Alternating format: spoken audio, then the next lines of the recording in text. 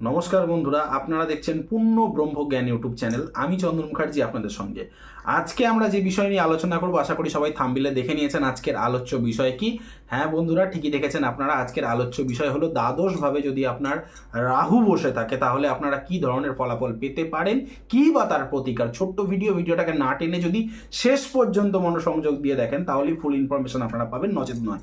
দেখুন, অনেকেই বলে থাকেন, অনেক জ্যোতিষীরাই, যে নেগেটিভ হাউসে নেগেটিভ প্ল্যানেট ভালো রেজাল্ট দেয়। আমি বলছি দ্বাদশ ঘরে রাহু ভালো রেজাল্ট দেয় না। টার্মস অ্যান্ড কন্ডিশন, যদি দ্বাদশভাবে রাহু বসে রয়েছে, সেই রাহুর ওপরে বৃহস্পতির কোনো দৃষ্টি রয়েছে, দ্বাদশ ভাবপতি হিসেবেও যদি বৃহস্পতির দৃষ্টি দেয়, বা বৃহস্পতি যদি রাহুর সঙ্গে বসা থাকে, সেক্ষেত্রে ভালো রেজাল্ট পাবেন।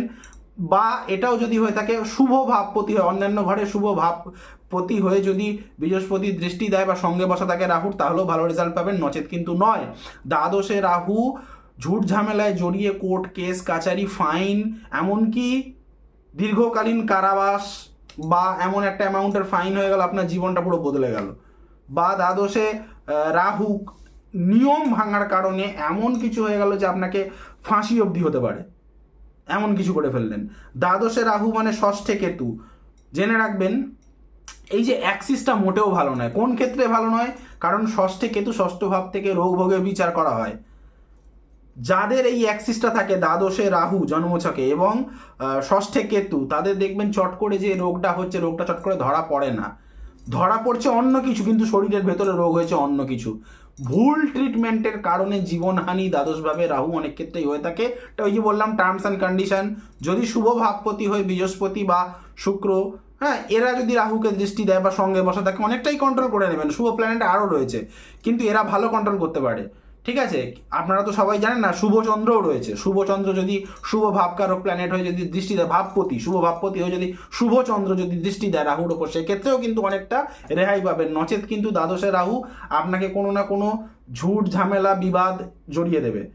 ঠিক আছে, এবং এই দ্বাদশে যাদের রাহু, তারা কিন্তু অনেক সময় নিরাশ হয়ে যেতে পারেন। দাদা, তাহলে আমাদের লাইফে তো কোনো ভালো ঘটনা ঘটবে না। কেন ঘটবে না? দ্বাদশে যাদের রাহু, এই দ্বাদশ ভাবটা কি অ্যাকচুয়ালি? ব্যয় ভাব। রাহু দ্বাদশে প্রচুর খরচ করাবে কিসে? রোগ ভোগে এবং জেল জুরমানা, সেটা আলাদা ব্যাপার। কিন্তু দ্বাদশে রাহুর ভালো বেনিফিটটা জানেন কি? দ্বাদশ ভাবটা হচ্ছে বৈদেশিক ভাব, বিদেশের সঙ্গে কানেক্টেড, ফরেন কান্ট্রিতে। এবং রাহু হচ্ছে বিদেশের কারক গ্রহ। রাহু হচ্ছে বিদেশের কারক গ্রহ, অবভিয়াসলি শ্যাডো প্ল্যানেট, যদিও রাহুকে কিন্তু নবগ্রহের মধ্যে একটা গ্রহের দরজা দেওয়া রয়েছে, মানে একটা সম্মান দেওয়া রয়েছে। তো এই রাহু দ্বাদশে মানে আপনার বিদেশে মাল্টিন্যাশনাল কোম্পানিতে জব হতেই পারে, আপনার কোনো ফরেন কান্ট্রিতে ট্যুর অ্যান্ড ট্রাভেলস ডিপার্টমেন্টে জব হতেই পারে, আপনি কোনো ফরেন কান্ট্রিতে কোনো ন্যাশনাল জিওগ্রাফি চ্যানেলে বা কোনো হিস্টোরিক চ্যানেলে কাজ করতেই পারেন, অসুবিধা নেই। ছোটোবেলা থেকে যদি আপনি টার্গেট নিয়ে নেন যে আমার দ্বাদশে রাহু, আমি বড় হয়ে জেলার সাহেব হবো, কেউ আটকাতে পারবে না। ছোটোবেলা থেকে যদি আপনি টার্গেট নিয়ে নেন যে আমার দ্বাদশে রাহু, আমি বড় হয়ে কোনো হাসপাতালের একদম মানে অপারেশন করনেওয়ালা ডাক্তার হবো, আপনাকে খুব সুন্দর ক্যারিয়ার, কেউ আটকাতে পারবেন। ছোটোবেলা থেকে ভাইরোলজি নিয়ে পড়াশোনা করুন, ছোটোবেলা থেকে আপনি টেকনিশিয়ান হন, টেকনোলজি নিয়ে পড়াশোনা করুন, আপনার মানে এমটেক, এই এমটেক হয় না একটা ডিগ্রি, সেসব নিয়ে পড়াশোনা করুন, আপনি দুর্দান্ত ক্যারিয়ার বানাতে পারবেন। কে বলেছে পারবেন না? সবসময় নেগেটিভিটি বললেই হবে? পজিটিভটাকে তুলে আনতে হবে। পজিটিভিটি আপনার হাতে কেউ এনে দেবে না। দ্বাদশে যাদের রাহু, তাদের আমি একটি প্রতিকার হিসেবে বলতে পারি, দ্বাদশ মানে হচ্ছে শয্যাসুখ, শয্যাসুখের প্রবলেম, অর্থাৎ রাত্রে আপনাদের সঠিক সময় ঘুম আসবেন না, প্রচণ্ড স্ট্রেসফুল হবেন। তাহলে রাত্রেবেলায় কি করতে পারেন? রাত্রেবেলায় কেন, আপনাদের যাদের দ্বাদশে রাহু রয়েছে, ষষ্ঠে কেতু, তাদেরকে আমি বলবো, আপনি যেই ঘরটা শোন, বেডরুমেতে কখনো ধূপের ধোঁয়া লাগাবেন না। যদি বলেন বেডরুমে আমার ঠাকুর আছে, তাহলে আপনি নিজে শিফট হয়ে যান।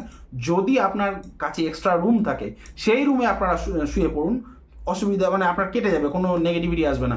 যদি আপনার কাছে একটাই রুম থাকে, তাহলে ঠাকুরকে একটা অন্য জায়গায় প্রাণ প্রতিষ্ঠা করে সরিয়ে দিয়ে আর সেখানে ধূপ দিন, আপনি আপনার বেডরুমটায় দেবেন না, দেখবেন আপনি ভালো বেনিফিটেড হবেন।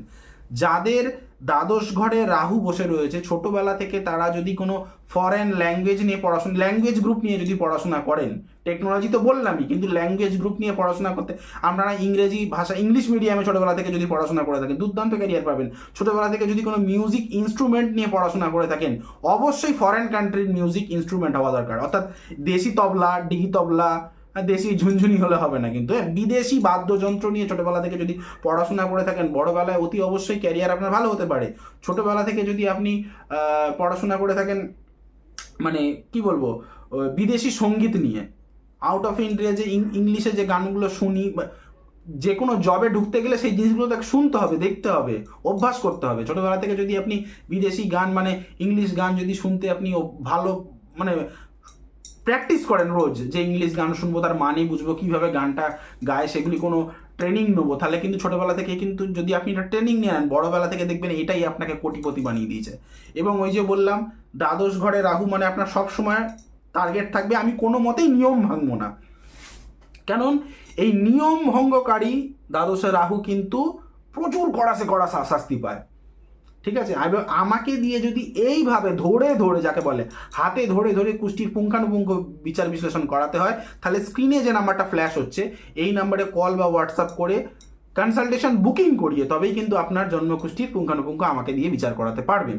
আমার নাম্বারটি হলো 9619396811। আরেকবার বলি 9619396811।